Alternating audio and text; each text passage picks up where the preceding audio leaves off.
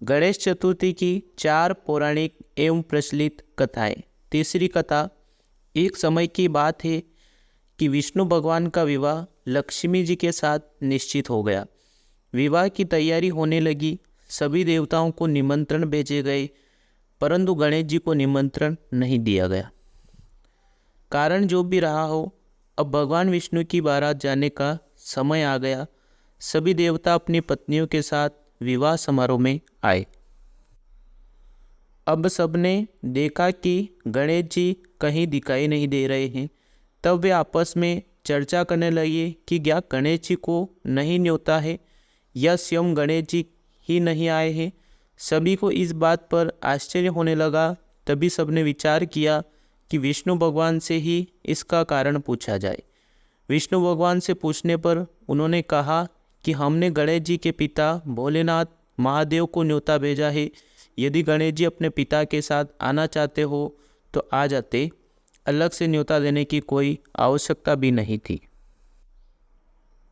दूसरी बात यह है कि उनको 1.25 मन मूंग, 1.25 मन चावल, 1.25 मन घी और 1.25 मन लड्डू का भोजन दिन भर में चाहिए।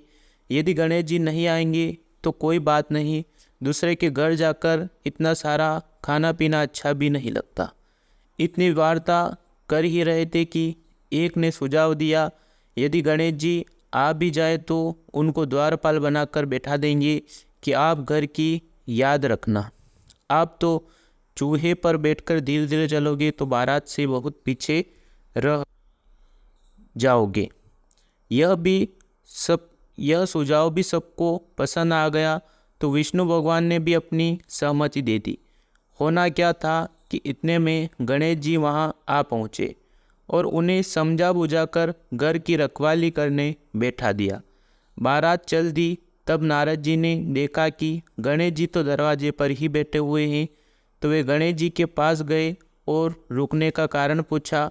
गणेश जी कहने लगे कि विष्णु भगवान ने मेरा बहुत अपमान किया है।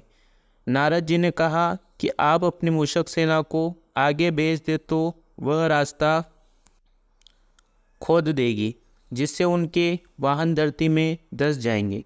तब आपको सम्मानपूर्वक बुलाना पड़ेगा। अब तो गणेश जी ने अपनी मूषक सेना जल्दी से आगे भेज दी और सेना ने जमीन पौली कर दी। जब बारात वहां से निकली तो रथों के पहिए धरती में धंस गए। लाख कोशिश करे परंतु पहिए नहीं निकले। सभी ने अपने अपने उपाय किए, परंतु पहिए तो नहीं निकले, बल्कि जगह जगह से टूट गए। किसी की समझ में नहीं आ रहा था कि अब क्या किया जाए।